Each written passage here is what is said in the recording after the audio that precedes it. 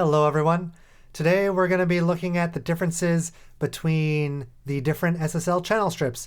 In particular, a major oddity that the Softube Console 1 and the Brainworx SSL have, and to a lesser extent the CLA Mix Hub that the other channel strips don't.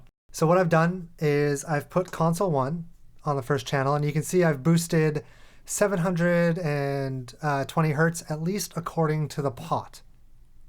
But if you look at the graph, the interesting thing is it's boosting 300. If we go to the Brainworx SSL, you can see here I've boosted 720. It's the same thing, narrow Q, big boost. Check out the spectrum analyzer. It's more around 340, 341. Now, if we go back to the Console 1, when you put it up to around 700, it's actually boosting a whole octave lower. You compare that to the Waves Mix Hub. I'm boosting 720. And you can see here, this is a little bit closer, but it's still around 365 to 400 hertz. And if you go to the Slate one, let's see, what am I boosting here? I'm boosting 720. Now this is more like it.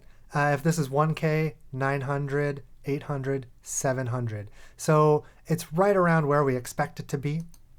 And the OG channel strip, the Waves SSL, 720. And we see much the same. So if this is 1K, then 9, 800, 700. It's a little bit less, around 600, but much more in line with where we expect it to be. Now, I find this eminently interesting. I think it really brings to the forefront analog modeling versus digital EQ. And when it comes to analog, I believe these were all modeled after different consoles.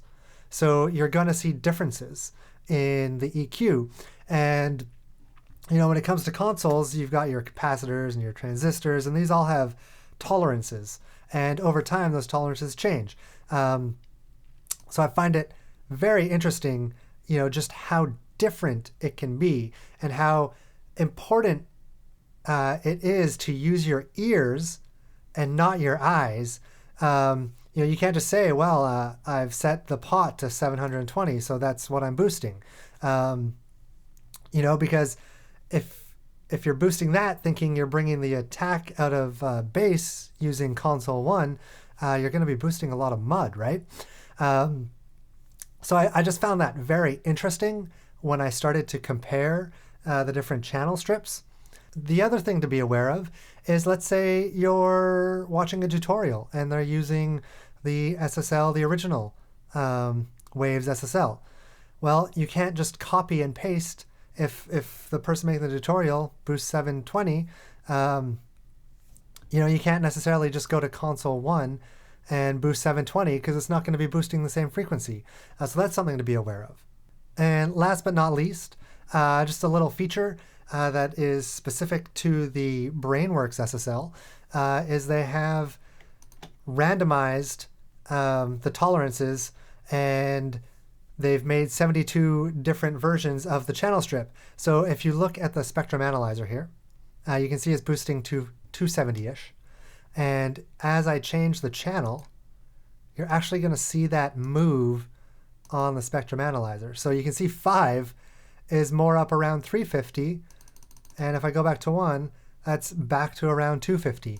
So yeah, those are just some differences between the different channel strips, but in particular, how they handle the low mids.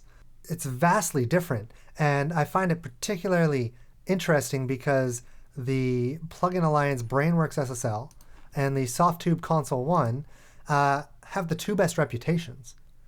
And when it comes to boosting frequencies, it's on those two that you see the biggest discrepancy in the low mids.